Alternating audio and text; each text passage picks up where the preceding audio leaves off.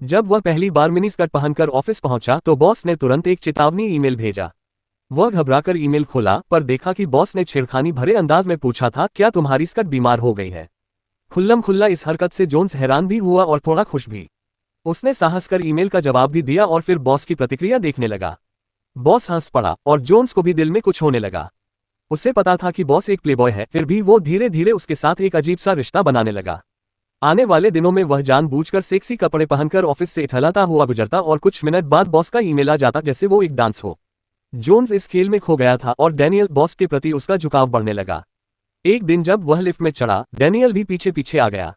Jones की मुस्कान छुपाए नहीं छुप रही थी। माहौल में रोमांस की गर्माहट थी।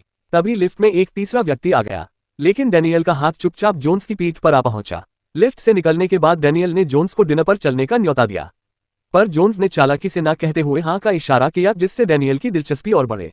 जोन्स इस रिश्ते में खुद को आगे देखना चाहता था, लेकिन उसे नहीं पता था कि यही उसकी टूटे दिल की शुरुआत थी। जोन्स 32 साल का था और अब तक सिंगल था। उसे सच्चा प्यार चाहिए था, पर अब तक कोई भरोसेमंद साथी नहीं मिला था। क्रिसमस के दिन उसकी मां ने एक ब्लाइंड डेट फिक्स कर दी। लड़के का लंबे कद वाला बैकव्यू उसे अच्छा लगा, पर जैसे ही उसने क्रिसमस की बोरिंग हिरन वाली स्वेटर पहनी देखी, सारा इंटरेस्ट खत्म हो गया। दोनों की पर्सनैलिटी भी बिल्कुल अलग थी, एक खुला दूसरा बंद। जोन्स सिगरेट और शराब का शौकीन और बात करने में बेबाक, जबकि दूसरा डासी बेहद सीधा और गंभीर। डासी ने कहा, ग्रेटर दैन मुझे किसी ऐसे के साथ डेट नहीं चाहिए जो चिमनी की तरह धुएं उड़ाए, मछली की तरह पिए और अपनी मां जैसे कपड़े पहने। जोन्स ने बाहर से शांति दिखाई, पर अंदर से वह डासी को बुरी तरह नापसंद करने लगा। इस फेल डेट ने उसे अकेला और निराश कर दिया। पर तभी उसकी किस्मत करवट लेने लगी। एक दिन फिर से उसने मिनी स्कर्ट पहनी और डैनियल का ध्यान उसकी ओर खींच गया। वे दोनों जल्दी ही बहुत करीब आ गए और जोन्स ने सपना देखना शुरू कर दिया कि वह डैनियल को अपना बना सकता है।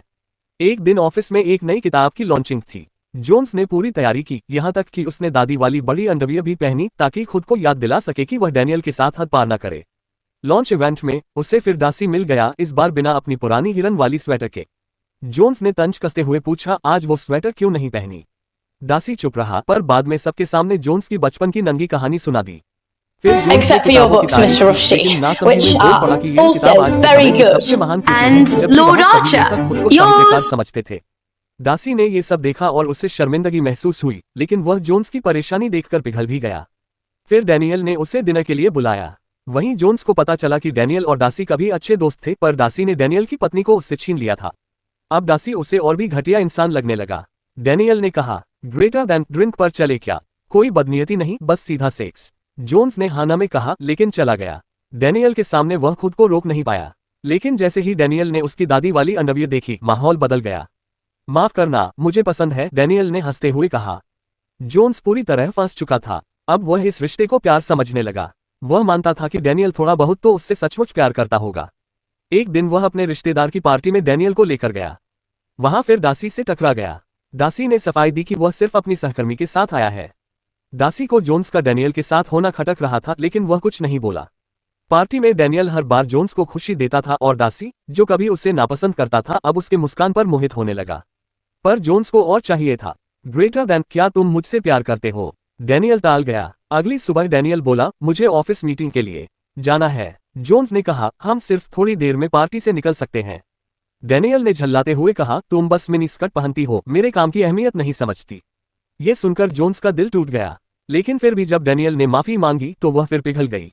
बाद में जब वह अकेले बनी बनाई पार्टी में पहुंची तो देखा सब फॉर्मल कपड़े पहने थे और वह बनी थी सेक्सी बनी गर्ल। डासी भी वहां अपनी सहकर्मी के साथ मौजूद था। सब जोन्स के नए रिश्ते पर चौंक गए।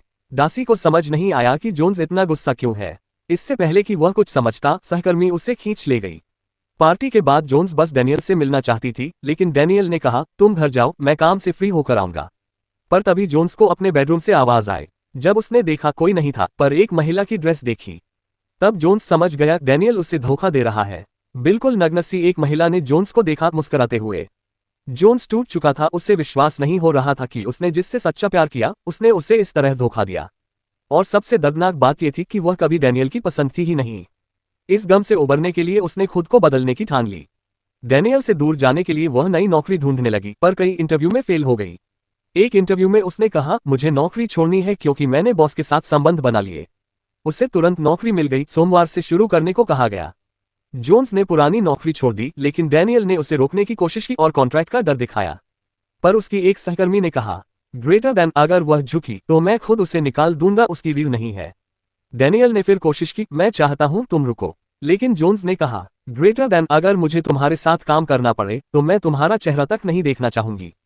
हर कोई उसे सम्मान की निगाह से देख रहा था और इस तरह जोन्स ने शानदार विदाई ली और डैनियल को पहली बार समझ आया कि असली हार प्यार से खेलने वालों की होती है।